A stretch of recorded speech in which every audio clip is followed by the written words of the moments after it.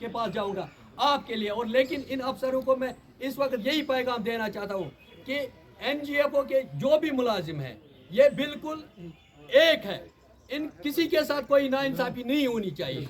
अब ये वो सिस्टम चला गया कि हम खामोश नहीं रहेंगे, हमारी आवाज़ जो है वो एक है, या सजाद साहब हो चाहे तनवीर साहब हो, कोई अलग नहीं है मेरे पास।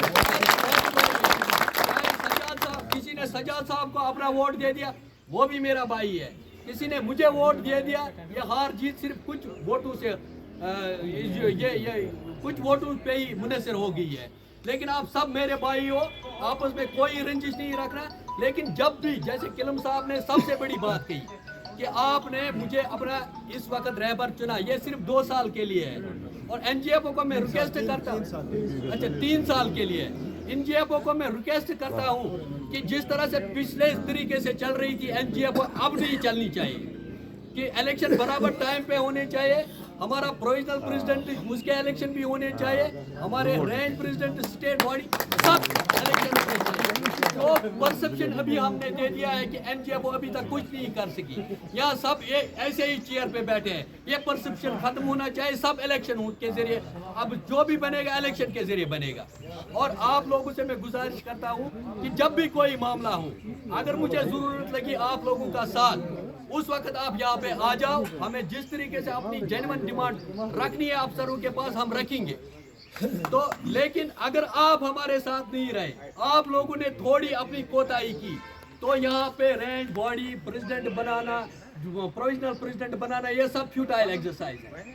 ये एक्सरसाइज तब है जब आपने मुझे एतमाद दिया और 3 सालों के लिए, जैसे हमारे प्रोविजनल प्रेसिडेंट साहब ने बोला कि 3 सालों के लिए इलेक्शन है, तो 3 सालों तक आप बिल्कुल जिस वक्त भी किसी मुलाजिम, चाहे हमारे 4th क्लास हो, चाहे हमारा डिलीवेजर हो, चाहे हमारा फॉरेस्टर हो, चाहे इवन की रेंज अफसर ग्रेड 2, वो भी हम में से ही है, वो भी हमारी नॉन गैजेटेड एसोसिएशन का एक अहम हिस्सा है। जिसके साथ भी नाइंसाफी होगी, हम एक जुबान में होके अपनी आवाज़ को बुलंद करेंगे और अपने मुतालबात को इंशाल्लाह ले लेंगे आप।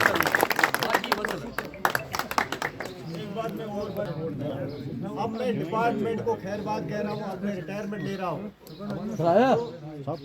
तो मेरी आपसे गुजारिश है, अगर कभी सुनने में, कहने में, उठने में, बैठने में आपके साथ आपका मसला या मेरी नज़र कहीं पहुँची नहीं होगी, किसी का मसला हल ना हुआ होगा, उसके लिए मैं माजरत चाहता हूँ। आप, मुझे उम्मीद है कि आप लोग माफ़ करेंगे।